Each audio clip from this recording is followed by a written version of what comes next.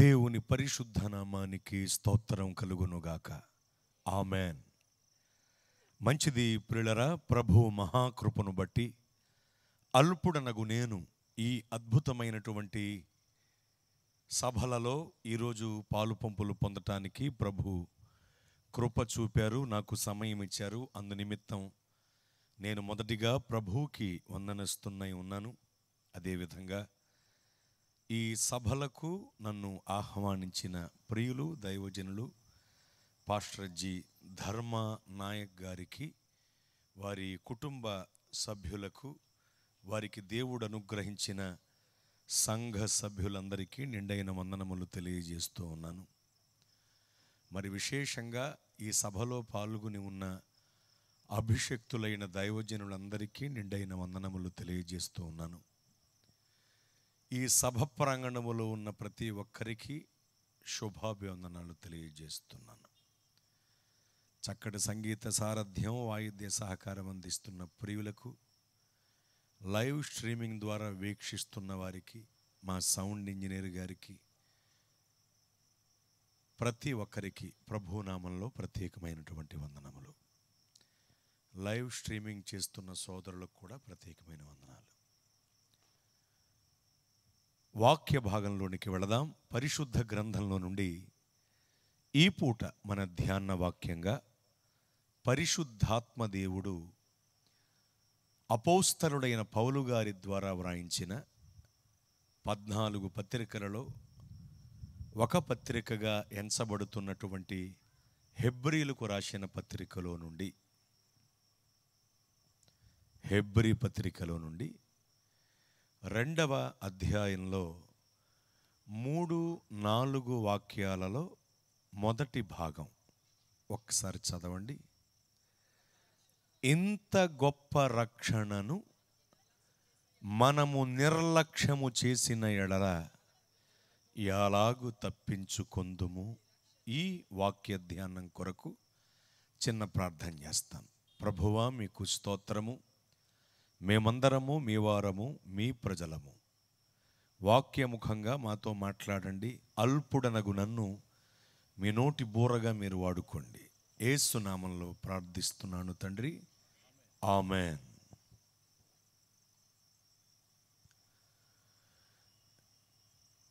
ఓ తల్లి కన్నను, ఓ తండ్రి కన్నను, ఓ తల్లి కన్నను, ఓ తండ్రి కన్నను, ప్రేమించు దేవుడు, క్షమించు దేవుడు, ప్రేమించు దేవుడు, క్షమించు దేవుడు.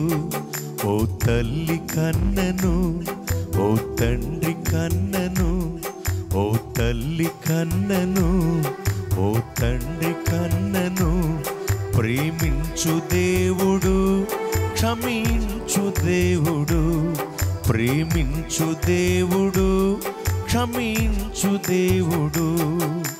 కాలాలు మారిన కరిగిపోని ప్రేమ కల్వరిలో చూపిన క్రీస్తేసు ప్రేమ. కాలాలు మారిన కరిగిపోని ప్రేమ కల్వరిలో చూపిన క్రీస్తేసు ప్రేమ. ప్రాణ స్నేహితుడై ప్రాణమిచ్చిన ప్రేమ, ప్రాణ స్నేహితుడై ప్రాణమిచ్చిన ప్రేమ. పరలోకమునకు నిన్ను చేర్చు ప్రేమ, పరలోకమునకు నన్ను చేర్చు ప్రేమ. ప్రేమ ప్రేమ ఏ లోపం లేనిది యేసు ప్రేమ. ప్రేమ ప్రేమ ఏ బదులాశించనిది యేసు ప్రేమ. ఓ తల్లి కన్నను, ఓ తండ్రి కన్నను, ఓ తల్లి కన్నను, ఓ తండ్రి కన్నను, ప్రేమించు దేవుడు, క్షమించు దేవుడు, ప్రేమించు దేవుడు.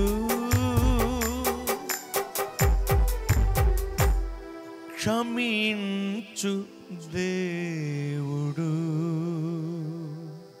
స్తోత్ర.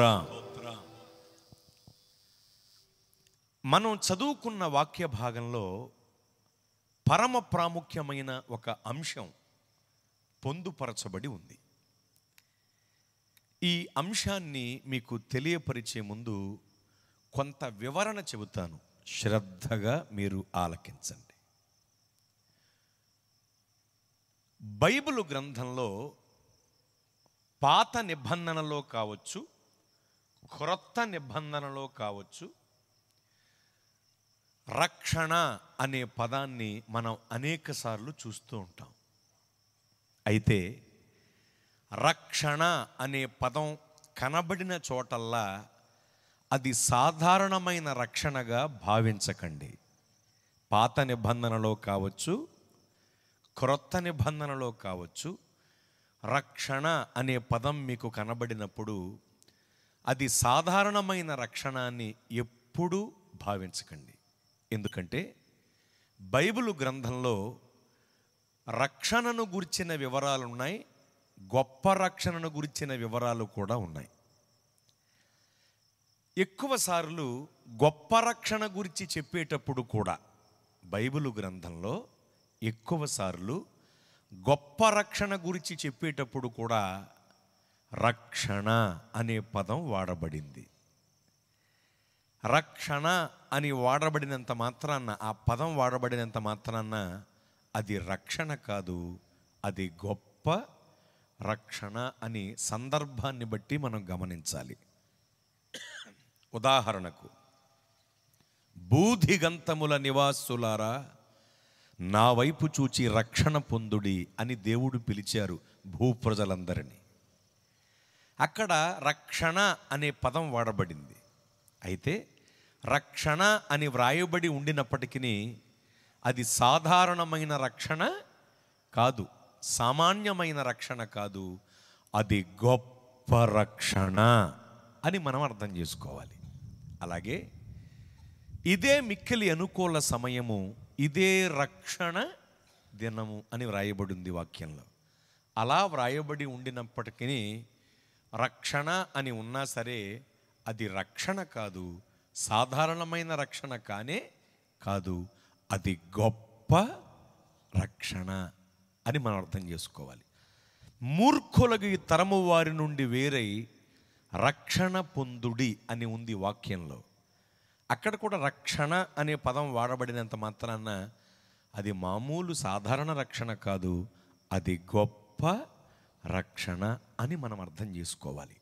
ఈ సూత్రాన్ని గనుక మీరు సరిగ్గా గుర్తుంచుకోగలిగితే ఈరోజు ఓ గొప్ప పాఠం దేవుడు మనకు నేర్పుతున్నారు. దేవునికి మహిమ కలుగునుగాక. ఎందుకంటే ఇప్పుడు మూలవాక్యంలోకి వస్తున్నాను. ఏవని వ్రాయబడి ఉంది మనం చదువుకున్న వాక్య భాగంలో అంటే, ఇంత గొప్ప రక్షణను మనము నిర్లక్ష్యము చేసిన ఎడల ఎలాగూ తప్పించుకున్నాం. అస్సలు మైకులో వాక్యం చదవకండి, దయచేసి మైక్ కట్టేయండి. మీరు చాలా మంచివారు. అంటే అన్యదా భావించొద్దు నన్ను. నేను పెద్ద రెఫరెన్స్లు అవి చదివించను. నాకున్న సౌకర్యాన్ని నా సౌకర్యం కొరకు నేను దయచేసి ఎక్కువగా చదివించను.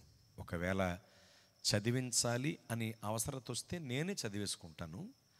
అంతగా అత్యవసరమైతే అప్పుడు చదివిస్తాను. అప్పుడు కూడా మామూలుగా చదివితే సరిపోతుంది. ఏమండి, అన్యదా భావించకండి, మరో విధంగా అనుకోకండి. ఎందుకంటే నేను ఒక రెఫరెన్స్ చెప్పి తీయండి అని చెప్పటం, మీరు తీసి చదువుతుంటే అని నేను అంటాం. దూరంగా ఉండి వింటూ ఉంటారు కొంతమంది, సభకు రాకుండా. వాళ్ళు ఇప్పటి వరకు బాగానే మాట్లాడాడు కదరా, ఈ లోపల వీడు అంటున్నాడేటి అనుకోవటం, అది నాకు ఇష్టం ఉండదు. ఆ కంటిన్యూటీ అనేది దెబ్బతింటది, అవునా కదండి? అందుకని నా సౌకర్యం కొరకు నేను చదివించను. దయచేసి మీరు గమనించాలి. అవసరం అనుకున్నప్పుడు తప్పకుండా చదివిస్తాను. ఓకేనా? రైట్. ఇప్పుడు నేను చెప్పేది వినండి చాలు, ఎందుకంటే వాక్యం నుండే నేను చెప్తున్నాను కాబట్టి వినండి. ఇంత గొప్ప రక్షణను మనము నిర్లక్ష్యము చేసిన ఎడల ఎలాగు తప్పించుకుందుము అని ఉంది వాక్యంలో, మనం చదువుకున్న వాక్య భాగంలో. ఇక్కడ పరిశుద్ధాత్మ దేవుడు చెబుతున్నది వ్రాయించినది రక్షణ గూర్చి కాదు. నాతో చెప్పండి, రక్షణ గూర్చి కాదు, గొప్ప రక్షణ గూర్చి. పరిశుద్ధాత్ముడు చెబుతున్నది, పరిశుద్ధాత్ముడు వ్రాయించింది, అపోస్తలుడైన పౌలు గారు ఆత్మపూర్ణుడై రచించి వచించింది రక్షణ గూర్చి కాదు, గొప్ప రక్షణ గూర్చి.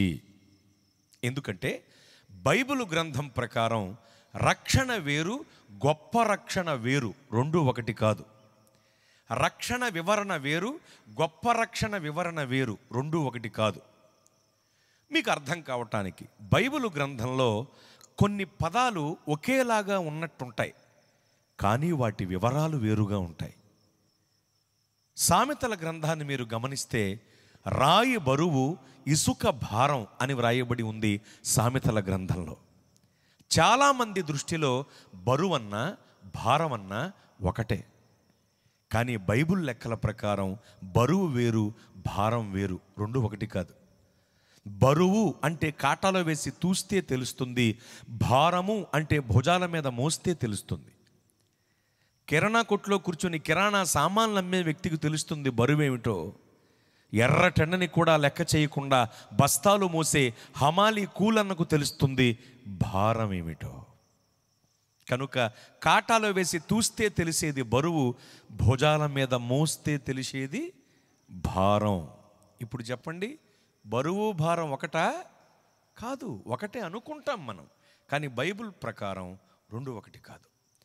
అలాగే సామెతల గ్రంథంలో అందము మోసకరము, సౌందర్యము వ్యర్థము అని వ్రాయబడి ఉంటుంది. చాలామంది దృష్టిలో అందమన్నా సౌందర్యమన్నా ఒకటే, కానీ లేఖన లెక్కల ప్రకారం అందం వేరు, సౌందర్యం వేరు, రెండు ఒకటి కాదు. అందము అంటే దేవుడు మనకిచ్చేది, సౌందర్యము అంటే మనం దానికి చేసేది, పూసేది, అది సౌందర్యం.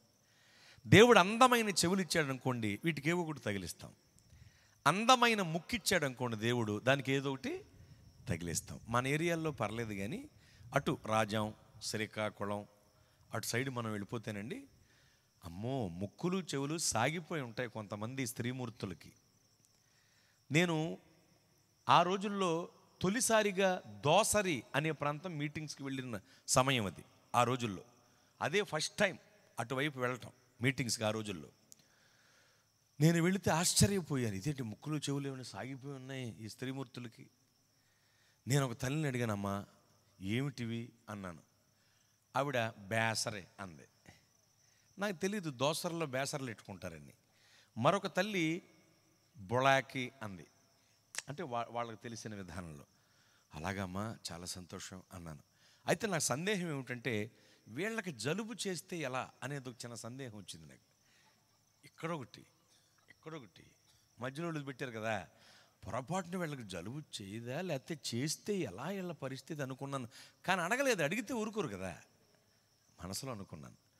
అయితే మీరు గమనించాలి, దేవుడు మనకు ఇచ్చే అందానికి మనం ఏం చేస్తున్నాం, రకరకాలుగా సౌందర్యాన్ని ఆపాదిస్తున్నాం. నేను తప్పు పట్టట్లేదండి, ఎందుకంటే ఎవరి విధానం వాళ్ళది, కానీ వివరిస్తున్నాను, విమర్శించట్లా. కొంతమంది అయితే కళ్ళకు రంగు, పళ్ళకు రంగు, వేళ్లకు రంగు, గోళ్ళకు రంగు, ఊసే ఉముహు రంగు అన్నట్లుగా రకరకాల రంగులతో హంగుగా తయారయ్యే వాళ్ళు కూడా ఉంటారు. నేను ఎందుకు ఇదంతా చెబుతున్నానంటే, దేవుడు మనకు ఇచ్చేది అందం, దానికి మనం చేస్తున్నది, పూస్తున్నది సౌందర్యం. ఇప్పుడు చెప్పండి, అందం సౌందర్యం ఒకటా? కాదు. బైబిల్ ప్రకారం అందం వేరు, సౌందర్యం వేరు. అలాగే బైబిల్ గ్రంథంలో సువార్త అనే మాటని మనం చూస్తాం. సువార్త అనే పదం ఉంది బైబిల్లో. ఈ సువార్త అనే పదాన్ని వాడుక భాషలో శుభవార్త అంటారు. మీరు వినే ఉంటారేమో, లూకా శుభవార్త కదండి, లేకపోతే యోహాను శుభవార్త అంటూ ఉంటారు కొంతమంది రెఫరెన్స్ తీయించేటప్పుడు. నేనేమంటున్నానంటే, సువార్త అని బైబిల్ గ్రంథములో వ్రాయబడి ఉన్న పదాన్ని వాడుక భాషలో సువార్త అనే పదాన్ని శుభవార్త అని అనొచ్చు. బైబిల్ గ్రంథములో ఉన్న సువార్త అనే ఆ మాటని వాడుక భాషలో శుభవార్త అని పలకొచ్చు.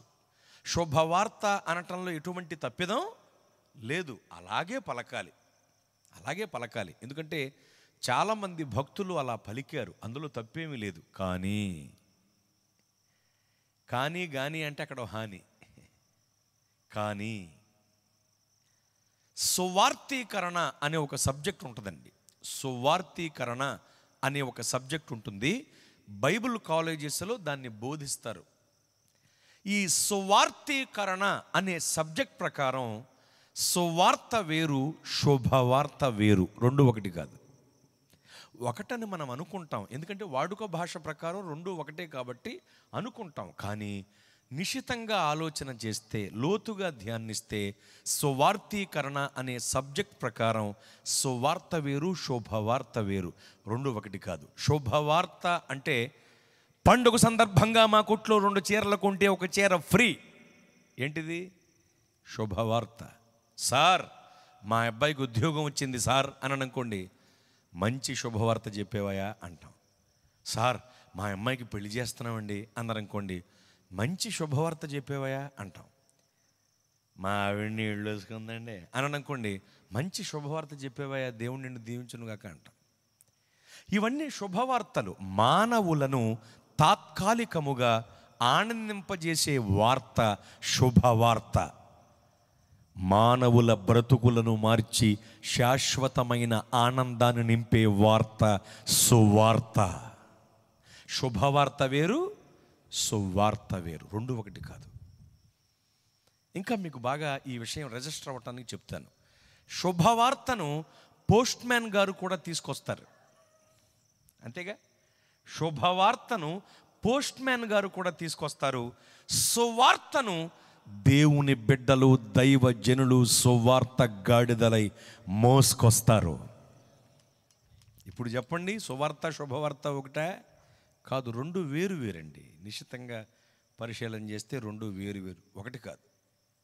అలాగే చాలామంది అంటూ ఉంటారు, చందా పాట పాడేశారా, చందా పట్టేశారా, చందా ఏటకి డబ్బులు లేవు అంటారు. ఈ మాటలు ఎప్పుడైనా వినుంటారా మీరు? చందా వేరు, కానుక వేరు, రెండు ఒకటి కాదు.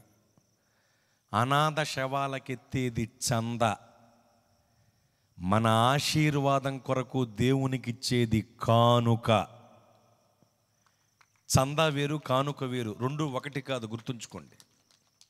అలాగే మీకు తెలియటానికి చెప్తాను, సత్యం వేరు, వాస్తవం వేరు, రెండు ఒకటి కాదండి. రెండు ఒకటి అనుకుంటాం మనం. మన లెక్కల ప్రకారం వాస్తవం అన్నా సత్యం అన్నా ఒకటే. కానీ సరియగు లెక్కల ప్రకారం వాస్తవం వేరు, సత్యం వేరు. తెలుసా మీకు? మనకు తెలిసినది వాస్తవం, మనము తెలుసుకొనవలసినది సత్యం. మన కంటికి కనిపించేది వాస్తవం, కనిపించకుండా క్రియ జరిగించుచున్నది సత్యం. ఎలాగో ఒక చిన్న మాటలో చెప్తాను, ఎందుకంటే అంతా వివరించాలంటే ఆన్లైన్ అవుద్ది, ఇది సమయం లేదు కాబట్టి క్లుప్తంగా చెప్తాను ఈ విషయాన్ని మీకు. తూర్పున సూర్యుడు ఉదయించి పడమటన హస్తమిస్తున్నాడు.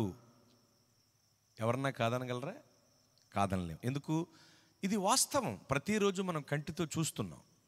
కానీ సత్యం అది కాదు, తెలుసా? సత్యం ఏమిటంటే, సూర్యగోళం తూర్పున ఉదయించటం, పడమటన అస్తమించటం అనేది ఉండదు. చిన్న చిన్న కదలికలతో సూర్యగోళం అలాగే ఉంటుంది. సూర్యగోళము చుట్టూ భూగోళం తిరుగుద్ది. అలా తిరగటం వల్ల అస్తమయము, ఉదయము అనేటువంటివి కలుగుతున్నాయి. ఇదేంటిది? సత్యం. ప్రతిరోజు నీ కంటికి కనిపిస్తున్నది వాస్తవం, కనిపించకుండా అక్కడ క్రియ జరిగించుచున్నది సత్యం. అర్థమవుతుందండి? కనుక వాస్తవం వేరు, సత్యం వేరు, అది గుర్తుంచుకోవాలి. కనుక దయచేసి గమనించండి, చాలా పదాలు, కొన్ని విషయాలు ఒకటే అనుకుంటాం మనం, కానీ నిశితంగా ఆలోచన చేస్తే వాటి వివరాలు వేరు. ఒకసారి మేము పెంచుకునే కుక్క బయటికి వెళ్ళిపోయింది. ఈ కుక్కల అరుపులు అంటుంటే గుర్తొచ్చింది నాకు. మేము పెంచుకునే కుక్కోసారి బయటికి వెళ్ళిపోతే దానిని చూసిన ఒక వ్యక్తి, నేనంటే మహాగౌరవం వాడికి, ఆ వ్యక్తికి నేనంటే మహాగౌరవం, ఆ వ్యక్తి మేము పెంచుకునే కుక్క బయటికి వెళ్ళిపోవటం చూసి పాస్టర్ గారి కుక్క అంటున్నాడు. వాడు అలా అనకూడదు. ఈ కుక్క పాస్టర్ గారిది, ఈ కుక్క పాస్టర్ గారిది అనాలి. ఇది కదా సరైన వాచకం. కానీ వాడు ఏమంటున్నాడు? పాస్టర్ గారి కుక్క. ఇప్పుడు కుక్కనే ఎవరిని అంటున్నాడు? మీకు అర్థమైందా? అంటే వాడు పలికిన మాట వేరు, పలకవలసిన మాట వేరు. వాడి లెక్కల ప్రకారం ఇది పాస్టర్ గారి కుక్క అన్నా, ఈ కుక్క పాస్టర్ గారిది అన్నా ఒకటే వాడి లెక్కల ప్రకారం. కానీ సరియగు వాచకం ప్రకారం వాడు పలికిన మాట వేరు, పలకవలసిన మాట వేరు. చెప్పండి ఇప్పుడు. వాస్తవం వేరు, సత్యం వేరు. చందా వేరు, కానుక వేరు. అందం వేరు, సౌందర్యం వేరు. బరువు వేరు, భారం వేరు. ఇదే సూత్రాన్ని బట్టి చెప్తున్నాను. రక్షణ వేరు, గొప్ప రక్షణ వేరు. రెండు ఒకటి కాదు. అసలు రక్షణ అంటే ఏమిటి, గొప్ప రక్షణ అంటే ఏమిటి చెబుతా. అది కూడా దేవుడు మనిషి ద్వారా కలుగజేసినది రక్షణ. బాగా వినండి. దేవుడు మనిషి ద్వారా కలుగజేసినది రక్షణ. దేవుడే దిగి వచ్చి ఇచ్చినది గొప్ప రక్షణ. అర్థమైందా ఇప్పుడు? అసలు రక్షణ ఎప్పుడు కలిగింది, గొప్ప రక్షణ ఎందుకు కలుగవలసి వచ్చింది అది కూడా చెప్తాను.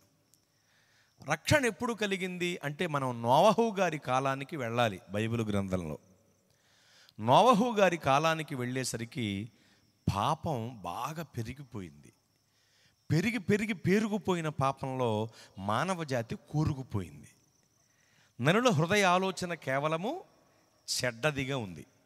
నరులను చేసినందుకు యెహోవా సంతాపపడ్డారు. అప్పుడు దేవుడు అనుకున్నారు, మనుష్యుల్ని పట్టి పీడిస్తున్న ఈ పాపపు పంకిలాన్ని లేకుండా చేసేయాలి, లేకుండా తీసేయాలి అనుకున్నారు. అనుకుని జలప్రళయాన్ని కలుగజేద్దామని దేవుడు ఉద్దేశించారు. జలప్రళయాన్ని కలుగజేద్దాం అని దేవుడు అనుకున్నప్పుడు చేయబోయే పనిని నేను చెప్పటానికి ఎవరన్నా నా కొరకు ఉన్నారా అని భూప్రజలందరినీ పరీక్షగా చూశారు. చూచినప్పుడు బలు రక్కసి చెట్లలో వల్లి పద్మంలాగా ఓ భక్తుడు కనపడ్డారు దేవునికి. ఎవరు? నీతిమంతుడైన నోవహు గారు కనపడ్డారు. అప్పుడు దేవుడు నోవహు గారిని వాక్ ప్రత్యక్షత ద్వారా దర్శించారు. దర్శించి అతనితో మాట్లాడారు. ఏమని అంటే, నోవహు, రాబోవు దినములయందు నేను జలప్రళయాన్ని కలుగజేయబోతున్నాను. భూమిపైకి జలములు పొర్లి పారతాయి. ఆకాశం నుండి నీళ్లు కురవటం ద్వారా ఇదంతా జరుగుతుంది. కనుక నువ్వేం చేయాలి అంటే, ఆ ప్రవాహంలో జలప్రళయంలో పడి ప్రజలు చనిపోకుండా ఉండటానికి వీలుగా ఓ రక్షణ వాడను తయారు చేయించు. ఆ వాడ కొలతలు, తయారీ విధానం ఇలా ఉండాలి. అంతేకాదు చితిసారకపు మ్రాణులతో వాడను తయారు చేయించాలి అని వివరంగా అన్ని విషయాలు దేవుడు అతనికి చెప్పేసి అక్కడి నుండి వెళ్ళిపోయారు దేవుడు.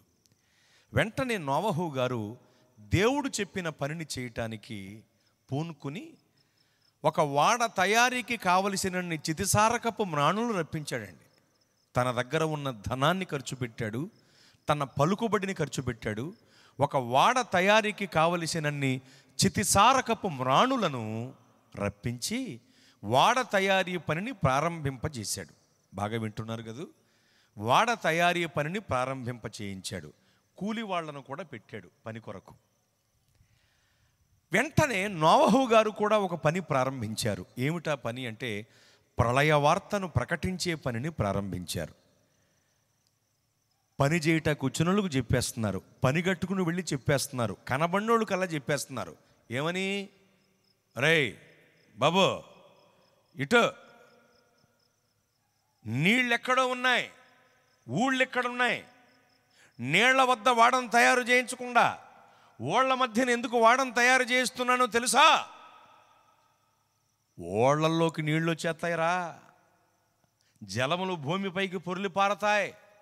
ఎందుకంటే ఆకాశం నుండి నీళ్లు కురుస్తాయని దేవుడు చెప్పారు. అప్పుడు ఈ వాళ్ళలోకి ఎక్కాలరా మీరు? అని అమ్మా బాబు అంటూ కనబడినోళ్ళు కల్లా చెప్పేస్తున్నాడు, పని కట్టుకుని వెళ్ళి చెప్పేస్తున్నాడు, పని చేయటానికి వచ్చిన వాళ్ళు కూడా చెప్పేస్తున్నాడు. ఇలా చెబుతూనే ఉన్నాడు. వాడ తయారీ పని జరుగుతోంది, కాలం గడుస్తోంది. కాలక్రమంలో ఒక రోజున వాడ తయారైపోయింది. వాడ తయారైపోయిన కొన్నాళ్ళకి వార్త కూడా అందరికీ చేరిపోయింది. ఒక 100-120 సంవత్సరాలలోనే ఈ ప్రళయ వార్త, రక్షణవాడ వార్త భూప్రజలందరికీ సులభంగా చేరిపోయింది. ఎందుకంటే అప్పటికి భూమి ఖండాలుగా విభజింపబడలేదు. భూప్రజలందరూ దగ్గరగా ఒకే చోట ఉన్నారు. కాబట్టి ఆ నోట ఆ వార్త దావారణంలా అందరికీ వ్యాపించేసింది. సులభంగా అందరికీ వార్త చేరిపోయింది. వింటున్నారా? వాడ తయారైపోయింది. కొన్నేళ్లకు వార్త కూడా అందరికీ చేరిపోయింది. వాన కురిసే సమయం ఆసన్నమైంది. వారం రోజుల ముందే నోవహు గారి కుటుంబం వాడలోనికి వెళ్ళి కూర్చున్నారు. నోవహు గారు మాత్రం బయటుండి చూస్తున్నారు. జతలుగా జంతువులు, మృగాలు, పశుపక్షాదులు లోపలికి ఎక్కాయి, కానీ మనుష్యులు ఎవరు రాలా. వేరే వాళ్ళు ఎవరిని వస్తారేమో అని నోవహు గారు చూస్తున్నారు. ఏదో జెమినీ సర్కస్ అని చూడటానికి వచ్చినట్లు జంతువులను చూడటానికి వచ్చారు తప్ప వాడలోకి ఎవరు ఎక్కల. ఈ లోపల వాన కురిసే సమయం ఆసన్నమైపోయింది. అప్పుడు నోవహు గారు కూడా వాడలోనికి ఎక్కి వెళ్ళారు. వెంటనే దేవుడు వాడ తలుపును మూశారు, ఆకాశ తోములు విప్పారు. వాన కురవటం మొదలైంది. వాన కురుస్తుంటే భూప్రజలు ఆనందపడుతున్నారు. ఎందుకంటే అప్పటి వరకు ప్రవహించే సెలయేళ్ళు, నదులు తప్ప, కాలువలు తప్ప వాన కురవటం అంటే వాళ్ళకి తెలియదు. ప్రవహించే నీళ్ల వల్ల పంటలు తప్ప వానల వల్ల పంటలు అప్పటికి తెలియదు. మంచు తెలుసు, అప్పటి కాలపు ప్రజలకి వాన తెలియదు. ఆదాము గారు మొదలుకు నోవహు గారి వరకు వాన అంటే తెలియదు. వాన కురుస్తుంటే ఆశ్చర్యపోయి ఆనందపడిపోతున్నారు వాళ్ళు.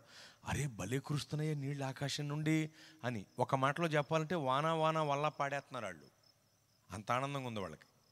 ఈ లోపల చినుకు గాలి వాన అన్నట్లు వాన ఉధృత పెరిగింది. కుంభవృష్టిగా వాన కురుస్తోంది.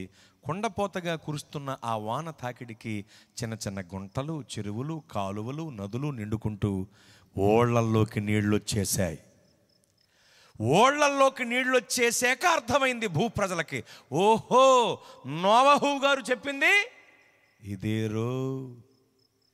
అంటే నీటి దెబ్బ తగిలితే కానీ నీతి పాఠం అర్థం కాల వాళ్ళకి. ఈ రోజుల్లో కూడా కొంతమందికి దెబ్బ తగిలితే కానీ బుద్ధి రాదండి. దైవజనులు సభలు పెట్టినప్పుడు అందరినీ పిలుస్తూ ఉంటారు, వ్యక్తిగతంగా కూడా వెళ్ళి, అయ్యా బాబు సభలకు రండమ్మా, అమ్మా సభలకు రండి తల్లి అని చెప్తారు. చెప్తే కొంతమంది అంటారు, తర్వాత వస్తాములండి. తర్వాతలో తీసేస్తే ఏముంటుందండి? వాత. ఇంక నీకు వాతే. కొంతమంది టైం లేదండి అంటారు. టైం లేదట.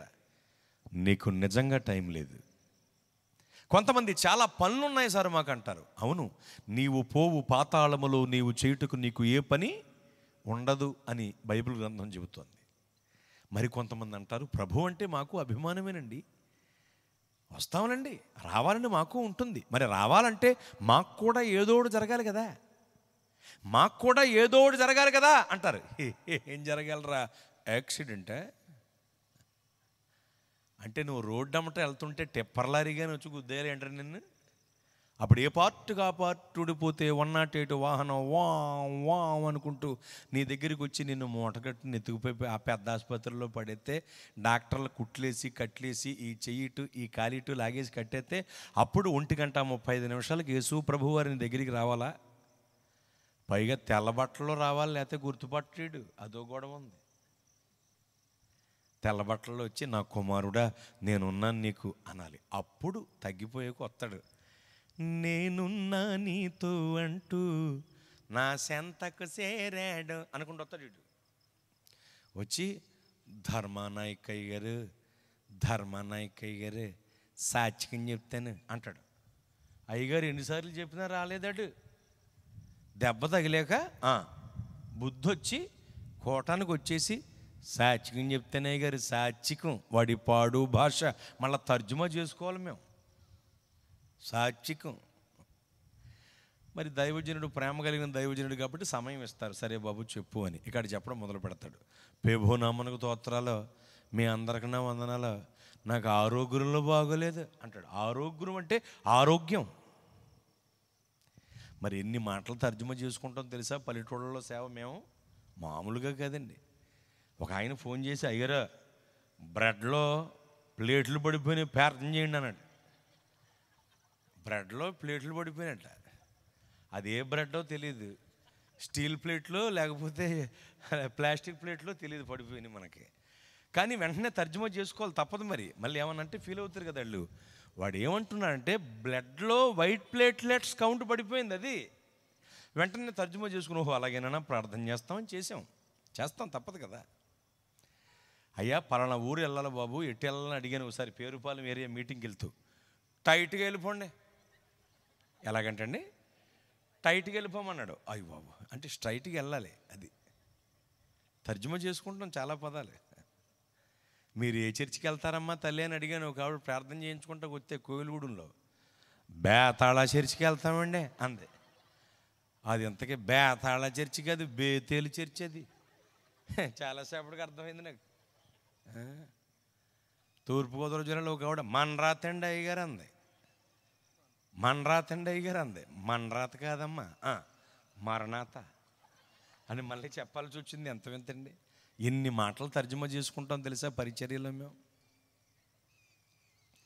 రొయ్యలకు వైర్లెస్ వచ్చింది అన్నాడు ఈ మధ్యన ఒక ఆయన.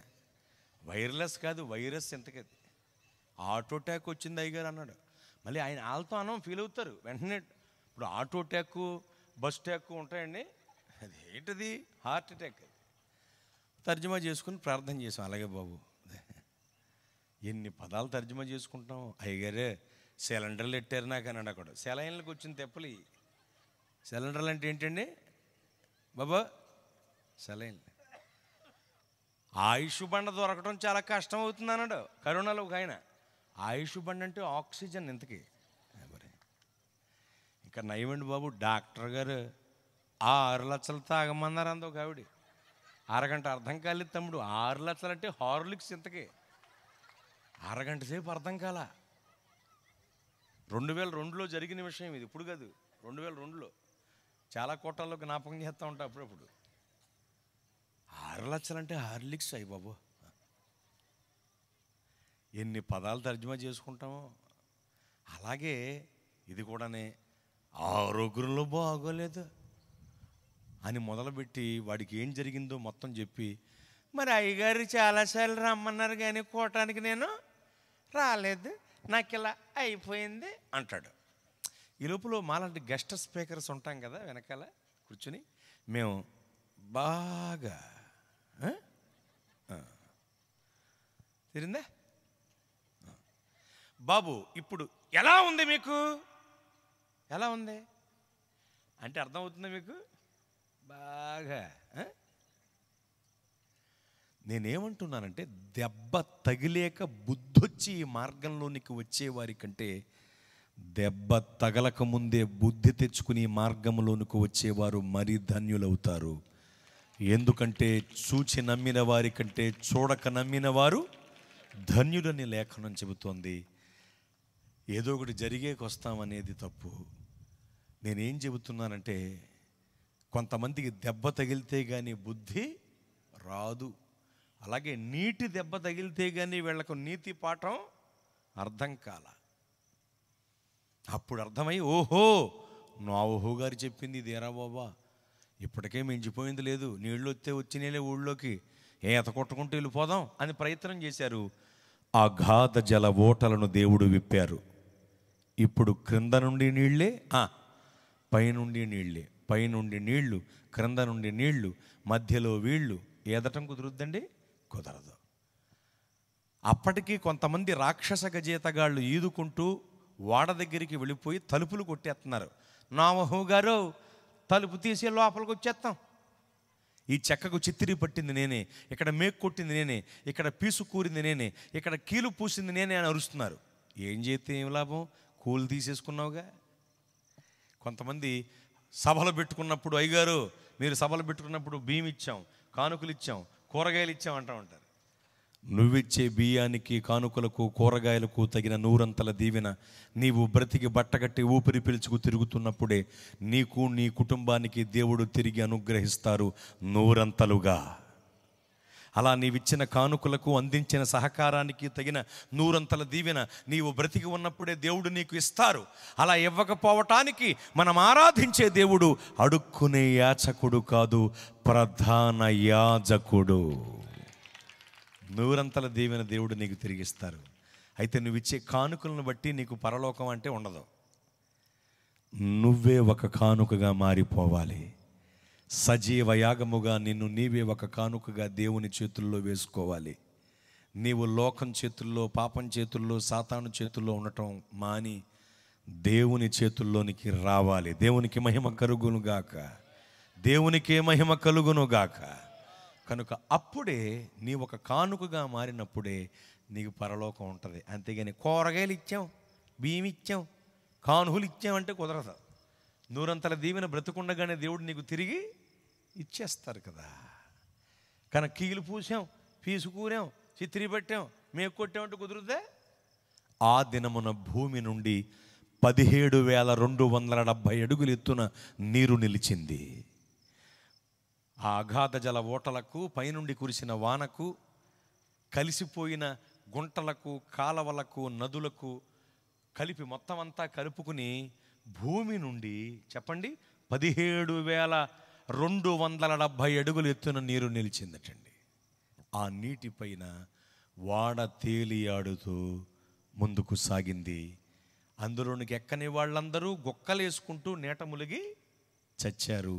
వాడ ముందుకు వెళుతూ వెళుతూ వెళుతూ అరారాతు కొండకు చేరుకుంది. ఆ తర్వాత వాన ఆగింది. ఆ తర్వాత కొన్నాళ్ళకి నీళ్లు కూడా ఇంకిపోయాయి. మీకు అర్థం కావటానికి వాడుక భాషలో చెబుతున్నాను. నీళ్లు కూడా ఇంకిపోయాయి. మీరు గమనిస్తున్నారా? తగిన సమయమందు ఆ వాడలో నుండి నోవహు గారి కుటుంబం బయటకు వచ్చేశారు. మృగాలు, పశువులు, పశుపక్షాదులు, జంతువులు కూడా బయటకు వచ్చేసాయి. పురుగు, పుట్ర, గట్ర మొత్తం అన్నీ బయటకు వచ్చేసాయి. నోవహు గారి కుటుంబం నూతన జీవితాన్ని మొదలుపెట్టారు. నూతన జీవిత ప్రారంభంలో వాళ్ళు ద్రాక్ష తోటలు వేశారు. అవి బాగా ఫలించాయి. అధిక అభివృద్ధిని వాళ్ళకి పంట రూపంలో ఇచ్చాయి. అప్పుడే జరగకూడనిది ఒకటి జరిగింది. అదేమిటంటే, నోవహు గారు త్రాగకూడని ద్రాక్షరసాన్ని త్రాగి మత్తుడై వస్త్రహీనుడై అస్తవ్యస్తంగా పడి పొర్లాడుతున్నాడు. నోవహు గారి కుమారుడు నోవహు గారిని చూడకముందే నోవహు గారిని దేవుడు చూశారు. దేవుని కనుదృష్టికి మరుగైనది భూలోకంలో ఏదైనా ఉందా? లేదు. యెహోవా దృష్టి లోకమందంతటా సంచరిస్తూ ఉంది. ఆయన చూచుచున్న దేవుడు. చెట్టు చాటున ఉన్న ఆదాం హవ్వగార్లను ఆయన చూచారు. చెట్టు క్రింద ఉన్న నతానీయేలును ఆయన చూశారు. జక్కయ్య అంటున్నారు కొంతమంది. చెట్టు పైన ఉన్న ఇప్పుడు చెప్పండి, జక్కయ్యను దేవుడు చూశారు. దేవుడు అందరినీ చూస్తూనే ఉంటారు. చెప్పండి, ఆయన చూచుచున్న దేవుడు. చూచుచున్న దేవుడు ఆయన. కనుక అందరినీ ఆయన చూస్తూ ఉంటారు. నతానీయేలు, అంజూరపు చెట్టు క్రింద ఉండగానే నేను నిన్ను చూచి తిని అన్నారు కదండి దేవుడు. ఆ ఒక్క మాటతో యేసు ప్రభు వారికి లోబడిపోయాడా లేదా? అతను ఆ ఒక్క మాటతో వెంబడించడం మొదలుపెట్టాడు. ఏంటి ఆ మాటలో ఉన్న గొప్పతనం అంటే వివరిస్తాను, వినండి, సందర్భం వచ్చింది కాబట్టి. పూర్వ దినములలో ఇజ్రాయెల్ దేశంలో గర్భిణీ స్త్రీలను, నెలలు నిండిన గర్భిణీ స్త్రీలను అంజూరపు చెట్ల క్రింద పరుండబెట్టేవారు. ఎందుకంటే అంజూరపు చెట్టుకు తాకి వచ్చేటువంటి గాలి గర్భిణీ స్త్రీ పీలిస్తే సుఖప్రసవం కలుగుతుందని, పుట్టబోయే బిడ్డ ఆరోగ్యంగా పుడతాడని అప్పటి వాళ్ళ యొక్క నమ్మకం.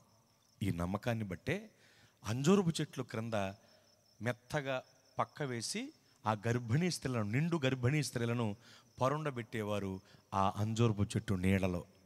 అప్పటి వాళ్ళు అలా చేసేవారు. గమనించండి, ప్రభు ఏమన్నారు? అంజూరపు చెట్టు క్రింద ఉండగానే నేను నిన్ను చూశాను నతానీయేలు అన్నారు. అంటే అర్థం ఏంటంటే, నతానీయేలు నీవు నీ తల్లిగారి గర్భమందు గర్భస్థ శిశువై ఉన్నప్పుడు, నిండు నెలలతో ఉన్న నీ తల్లిగారిని ఆమె గర్భంలో ఉన్న నీతో సహా తీసుకొచ్చి అంజూరపు చెట్టు క్రింద పరుండబెట్టినప్పుడు, అంజూరపు చెట్టుకు తాకి వచ్చేటువంటి గాలిని పీలుస్తున్న నీ తల్లిగారి గర్భమునందు అంజూరపు చెట్టు క్రింద నీవు ఉండగానే నేను నిన్ను చూశాను అని అర్థం. దానికి స్తోత్ర. అందుకుని ఆశ్చర్యచకితుడై ఆ ఒక్క మాటతో ఇంకా ప్రభు మార్గంలోకి వచ్చేటది. ఎంత అర్థం ఉందండి ఆ మాటలో. అంటే ఒక్క మాటలో చెప్పన దేవుడు ఏమన్నారంటే, నీవు నీ తల్లి గర్భమునందుండగానే నేను నిన్ను చూశాను అన్నారు. అది దాని అర్థం.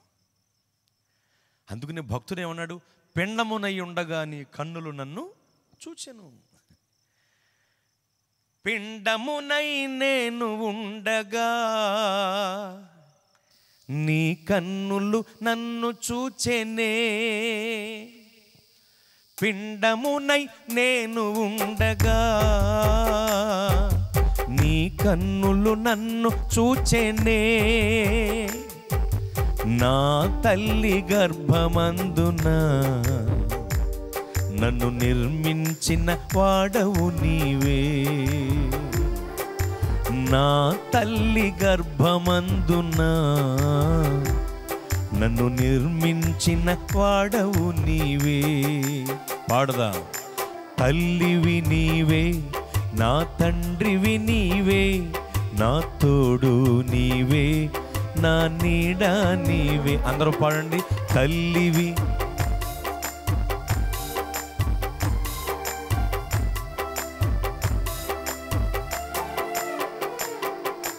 నిన్ను పోలి ఎవరూ లేరు ఈ లోకంలో, నీలాంటి దేవుడు లేడు. నా యేసయ్య నీతో సమానులెవ్వరు. స్తోత్రం. పిండమునై ఉండగా నీ కన్నులు నన్ను చూచినంటాడు భక్తుడు. అదే నతానీయులు గారితో దేవుడు పలికిన మాటలో ఉన్న అర్థం. ఆయన కరుణ కటాక్ష వీక్షణాలు పడకుండా మన వివరం పుట్టలేదు, పుట్టిన బ్రతికి బట్ట కట్టి ఊపిరి పీల్చుకు ఎవరు తిరగలేరు. కనుక దయచేసి గమనించండి, ఆయన అందరినీ చూస్తూ ఉంటాడు. ఆయన చూచుచున్న దేవుడు అండి. నోవహు గారిని దేవుడు చూశారు, చూచి బాధపడ్డారు. మరలా నరులను చేసినందుకు యెహోవా అన్నాడు, సంతాపపడ్డారు. నోవహును చూసి దేవుడు మరలా బాధపడ్డారు. ఏంటిది? జలప్రళయం ద్వారా, నీటి ప్రవాహం ద్వారా లేకుండా చేసేసాను, లేకుండా తీసేసాను అనుకుంటున్న పాపాలలో ఒక పాపం నోవహులో నాకు కనబడుతుంది. ఏం జరిగింది అసలు అని దేవుడు ఆలోచన చేస్తే అసలు విషయం బయటపడింది. అదేమిటో తెలుసా? దేవుడు మనిషి ద్వారా అనుగ్రహించిన రక్షణ, అనగా రక్షణ వాడ ఏదైతే ఉందో, ఈ రక్షణ వాడ అందులోనికి ఎక్కిన వాళ్లను రక్షించింది, కానీ అరారాతు కొండ వరకే చేర్చగలిగింది. ప్లీజ్ ఎవరో మాట్లాడుకోకండి. సౌండ్ ఇద్దరదా ఒకళ్ళది? ఆమెకి ఇద్దరా? దేవునికి స్తోత్రం. జాగ్రత్తగా వినండి. మీరు గమనించాలి, రక్షణ వాడ అందులోనికి ఎక్కిన వాళ్ళను రక్షించింది, కానీ అరారాతు కొండ వరకే చేర్చగలిగింది. అయితే దేవుని ఉద్దేశం రక్షింపబడిన మనుష్యులు అరారాతు కొండకు చేరాలని కాదు, ఎక్కలేనంత ఎత్తైన కొండకు చేరాలని, యెహోవా పర్వతానికి మనం చేరుకోవాలని దేవుని ఉద్దేశం. కానీ దేవుని ఉద్దేశాన్ని రక్షణ అనగా రక్షణ వాడ పరిపూర్ణంగా నెరవేర్చలేకపోయింది. గనుక దేవుడు వెంటనే గొప్ప రక్షణ అనుగ్రహించాలి అని అనుకుని తగిన సమయమందు, కాలము సంపూర్ణమైనప్పుడు, నిర్ణయ కాలమందు తన కుమారుణ్ణి భూలోకానికి పంపారు. స్తోత్రం. అలా పంపబడిన సర్వాధికారియు, సర్వశక్తిమంతుడును, సర్వజగద్రక్షకుడును, సర్వ శరీరులకు దేవుడైన యేసు ప్రభువు వారు నరావతారిగా, శరీరధారిగా ఈ భూలోకానికి వచ్చి లేత మొక్క వలె మన కొరకు ఎదిగి తగిన సమయమందు తనను తాను అప్పగించుకుని నలగొట్టబడి శిలువ మ్రానుకు దేగొట్టబడి రక్తమంతా కార్చి ప్రాణం పెట్టి మనకు గొప్ప రక్షణ భాగ్యం అనుగ్రహించారు. ఇక్కడ మీకు ఈ సబ్జెక్ట్ యొక్క పూర్ణ స్థితి అర్థమైపోద్ది. బాగా వినండి. చితిసారకపు మ్రాణుల ద్వారా తయారు చేయబడిన వాడ వలన కలిగినది రక్షణ. సిలువ మ్రాణుపై మరణించి ప్రభువు అనుగ్రహించినది గొప్ప రక్షణ. చితిసారకపు మ్రాణుల ద్వారా తయారు చేయబడిన వాడ వలన కలిగిన రక్షణ మనుషులను అరారాతు కొండ వరకు చేరిస్తే, సిలువ మ్రాణుపై మరణించి ప్రభువైన యేసువారు అనుగ్రహించిన గొప్ప రక్షణ మనల్ని పరలోకానికి చేరుస్తుంది. చితిసారకపు మ్రాను రక్షణకు గుర్తయితే, సిలువ మ్రాను గొప్ప రక్షణకు గుర్తు. ఇప్పుడు చెప్పండి, రక్షణ గొప్ప రక్షణ ఒకట కాదు, రెండు వేరు, వాటి వివరాలు వేరు. మనిషి ద్వారా దేవుడు కలుగజేసినది రక్షణ, దేవుడే దిగి వచ్చి ఇచ్చినది గొప్ప రక్షణ. చితిసారకపు మ్రాణుల ద్వారా తయారు చేయబడిన వాడ వలన కలిగినది రక్షణ, సిలువ మ్రాణుపై మరణించిన దేవుని వలన కలిగినది గొప్ప రక్షణ. అందుకనే పరిశుద్ధాత్మ దేవుడు అంటారు, ఈ విధంగా వ్రాయిస్తూ అంటారు, ఇంత గొప్ప రక్షణను మనము నిర్లక్ష్యము చేసిన ఎడల అన్నారు. ఎంత గొప్ప రక్షణ? ఒకటి, దేవుడే దిగి వచ్చి ఇచ్చినంత గొప్ప రక్షణ. ఎంత గొప్ప రక్షణ? రెండు, నీటి బుడగల్లాంటి మన జీవితాలకు నిత్యత్వాన్ని ఇచ్చేటంతటి గొప్ప రక్షణ. ఎంత గొప్ప రక్షణ?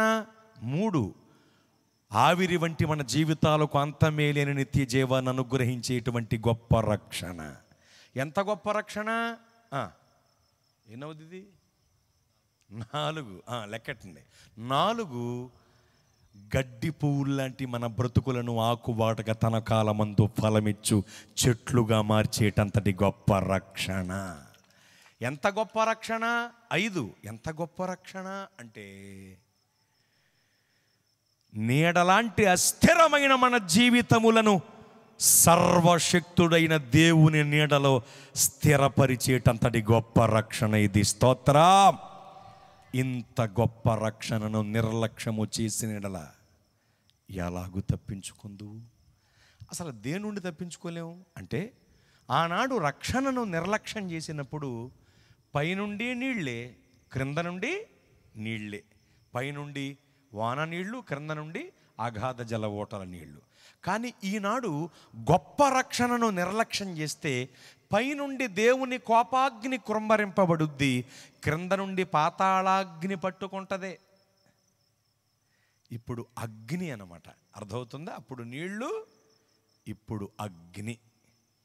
పైనుండి కోపాగ్ని, క్రింద నుండి పాతాళాగ్ని పట్టుకుంటాయి. ఈ 2 అగ్ని శిక్షా విధుల బారి నుండి తప్పించుకోవటానికి ఒకే ఒక్క గొప్ప రక్షణ మార్గం ప్రభువైన యేసువారు మాత్రమే. ఇంత గొప్ప రక్షణను నిర్లక్ష్యము చేసినడలా ఎలాగూ తప్పించుకుందామండి? కనుక గొప్ప రక్షణను నిర్లక్ష్యం చేయకండి, గొప్ప రక్షణను లక్ష్య పెట్టండి. మారు మనసు పొంది పాపక్షమాపణ నిమిత్తమై బాప్తిస్మం పొంది మూర్ఖులకి తరం వారిని వేరై రక్షణ పొందండి. ఏ రక్షణ? గొప్ప రక్షణ పొందండి. స్తోత్ర. గొప్ప రక్షణ పొందటానికి మీరు ఏం చేయాలంటే మారు మనస్సు పొందాలి. మారు మనస్సు అంటే మాయ మనస్సుని విసర్జించటమే మారు మనస్సు. క్రీస్తుకు అనుకూలమైన మనస్సే మారు మనస్సు. మీరు మారు మనస్సు పొంది పాపక్షమాపణ నిమిత్తమై బాప్తిస్మం తీసుకోవాలి ప్రభు నామంలో. అప్పుడే గొప్ప రక్షణ పొందుతారు. నా 18వ ఏట నేను గొప్ప రక్షణ పొందానండి. టీనేజ్లో 13 నుండి 19 వరకు ఏజ్, అది టీనేజ్. దాన్ని కౌమార దశ అంటారు.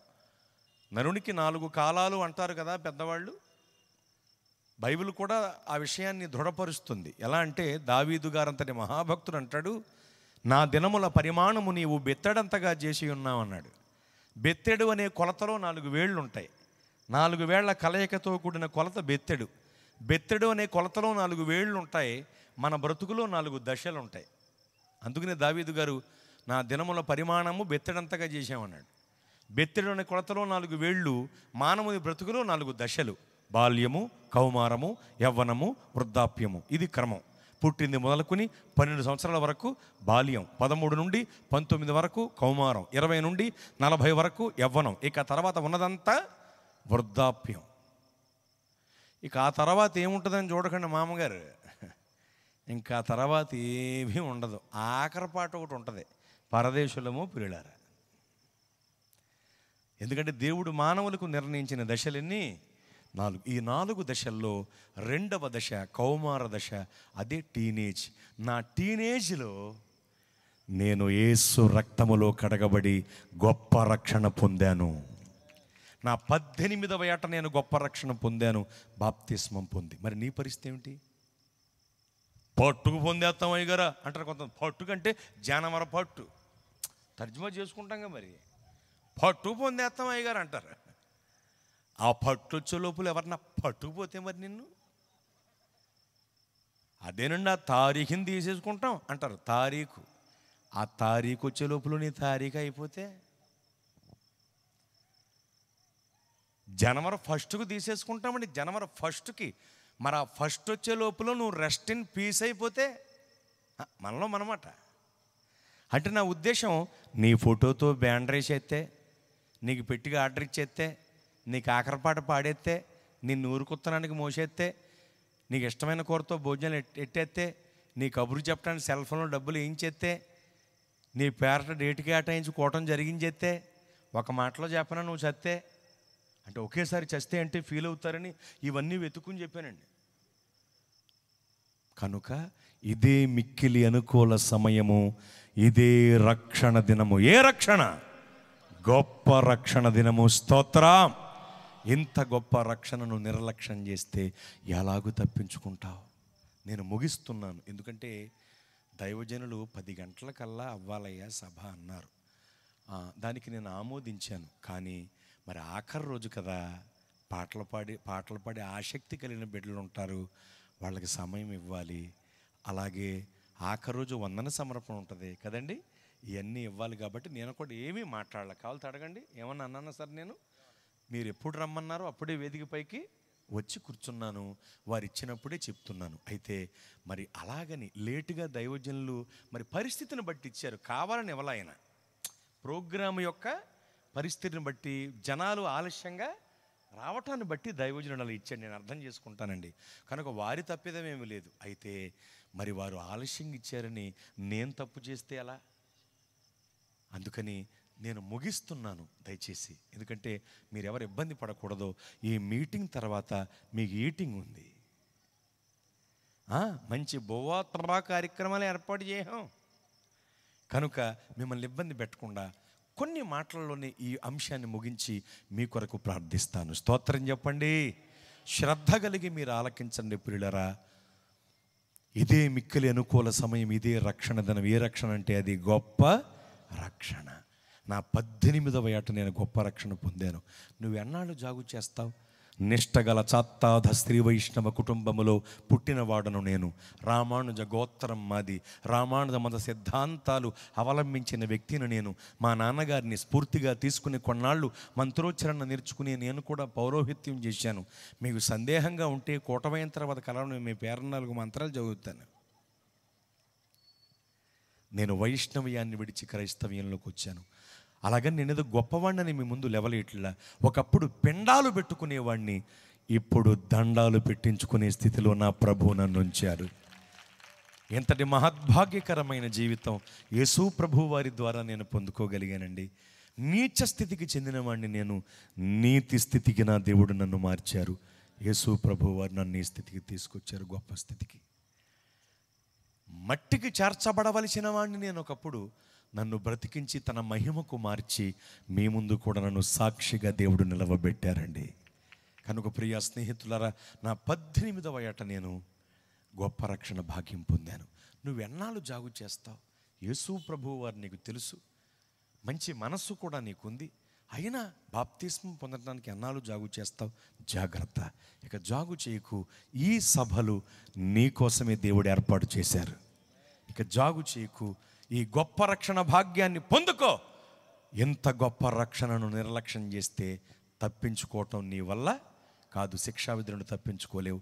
కాబట్టి శిక్షావిధి నుండి తప్పించుకుని గొప్ప రక్షణ పొంది మోక్షానికి చేరున్నట్లు గొప్ప రక్షణను లక్ష్యపెట్టు, గొప్ప రక్షణ అనుభవంలోనికి రా, గొప్ప రక్షణ పొందు.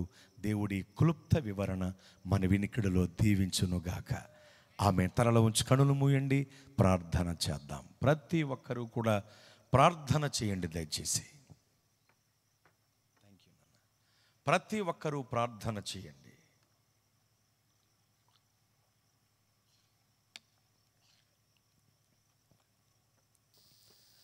ఇంత గొప్ప రక్షణను మనము నిర్లక్ష్యము చేసిన ఎలాగూ తప్పించుకుందుమో అని లేఖనం చెబుతోంది. ఇంత గొప్ప రక్షణను నిర్లక్ష్యం చేస్తే ఎలాగూ తప్పించుకోగలవు నువ్వు? ఇంత గొప్ప రక్షణను నిర్లక్ష్యము చేసిన ఎలాగూ తప్పించుకుందువు అని లేఖనం చెబుతోంది. తస్మాత్ జాగ్రత్త జాగ్రత్త. గొప్ప రక్షణను నిర్లక్ష్యం చేయకండి. చితిసారకపు మ్రాణుల ద్వారా తయారు చేయబడిన వాడ వలన కలిగినది రక్షణ. శిలువ మ్రాణుపై మరణించిన యేసువారు అనుగ్రహించినది గొప్ప రక్షణ.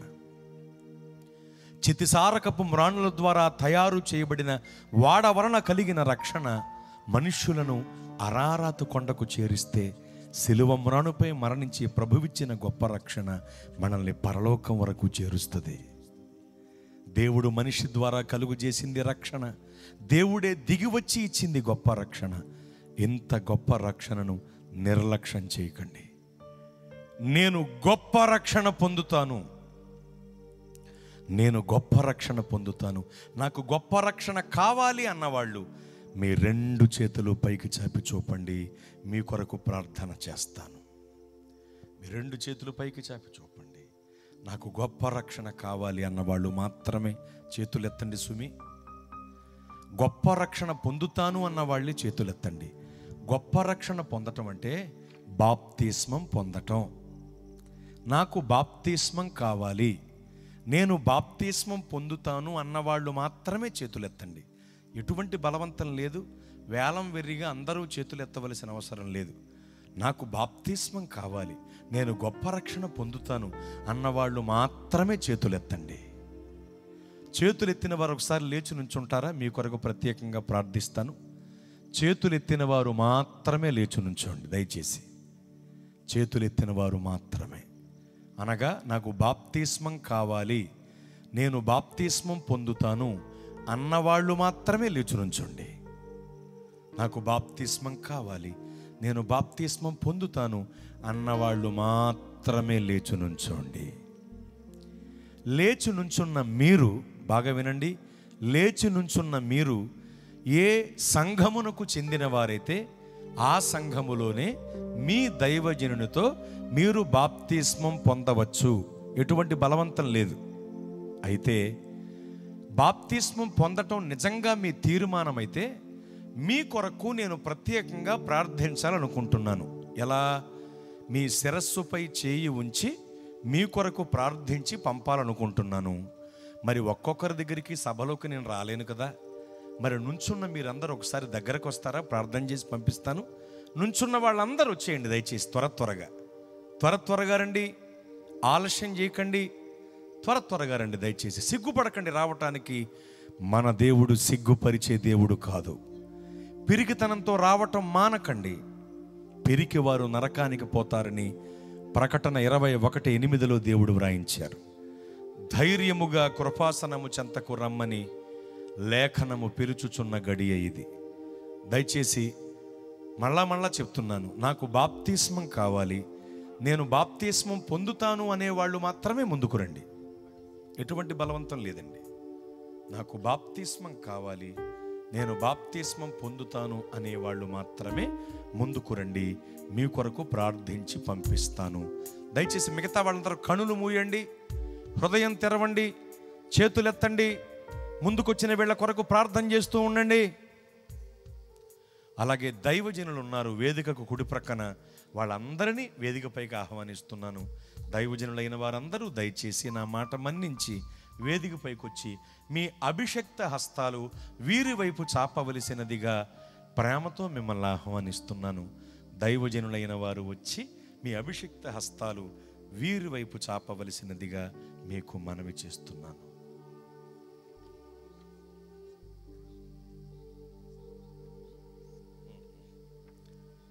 దయచేసి అందరూ ప్రార్థనలో ఉండండి.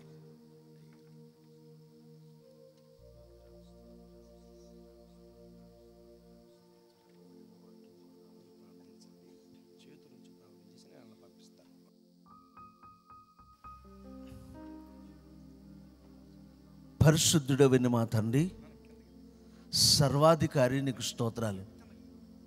మహోన్నతుడైన మా తండ్రి, నీ ఘనమైన నామమును బట్టి, నీ పరిశుద్ధమైన నామాన్ని బట్టి నీకు స్తోత్రాలు. అయ్యా, నీవిచ్చే గొప్ప రక్షణను చేరి వచ్చిన మీ బిడ్డలు పొందుకోవాలని ఆశతో తీర్మానంతో ముందుకొచ్చి దేవా మీ నామములో తలవంచారయ్యా. ఈ సమయంలో ప్రభా వచ్చిన ప్రతి ఒక్కరిని జ్ఞాపకం చేసుకోండి. ఈ సమయంలో తండ్రి ప్రభానికి స్తోత్రాలు. నాయనా, మీ యొక్క దాసులను ప్రభా, మీ సేవకులను ప్రభా, మీరు సిలువ చాటును మరుగుపరిచి చేరు వచ్చిన మాకందరికి కావలసిన మీ వర్తమానమును అందించి అయ్యా మా అందరితో మీరు మాట్లాడినందుకు నీకు స్తోత్రాలు తెలుస్తున్నాము నాయన. మీరు మాట్లాడిన ప్రతి మాట, ప్రతి వాక్యము, ప్రతి వచనము యేసు నామములో ప్రతి ఒక్కరి హృదయాల్లో కార్యం జరుగునుగాక. పరిశుద్ధాత్మ దేవానికి స్తోత్రాలు. అయ్యా నీకు వందనాలయ్యా. తీర్మానం చేయబడిన బిడ్డలందరినీ జ్ఞాపకం చేసుకుని ఆయన అయ్యా వీళ్ళందరినీ కూడా ప్రభా మీరు రక్షించండి. వీళ్ళందరికీ మారు మనసు దయచేయండి. వీరందరూ కూడా బాప్తిస్మం పొందుకొని అయ్యా నీ కుమారులుగా, నీ కుమార్తెలుగా, అయ్యా నీ రాజ్య వారసులుగా మార్చబడే కృప బిడ్డలకందరికీ అనుగ్రహించి మీరు మహిమ పొందండి. అయ్యా మీకు స్తోత్రాలు. నిజమే నాయనా, చాలామంది ప్రభా అయ్యా ఇంత గొప్ప రక్షణను అనేక మంది నిర్లక్ష్యం చేస్తున్నారు ప్రభా. అయ్యా ఎవ్వరు కూడా నిర్లక్ష్యం చేయక అందరూ కూడా గొప్ప రక్షణ పొందుకొని అయ్యా నీ పరలోక రాజ్యములో ప్రవేశించే కృప మీరు అనుగ్రహించి మీరు సహాయించండి. సమస్త మహిమ ఘనత ప్రభావములు మీరు పొందుకోండి.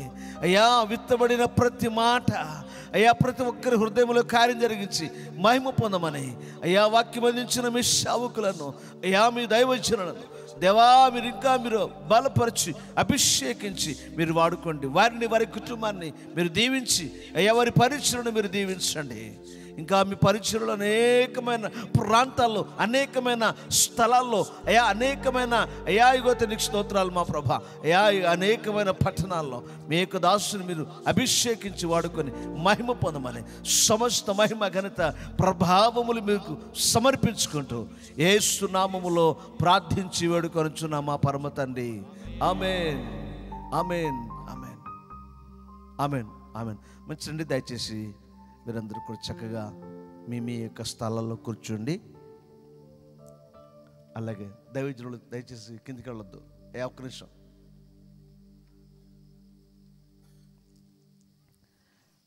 ప్రియమైన దినముడిరా, దేవునామానికి మహిమ కలుగును గాక.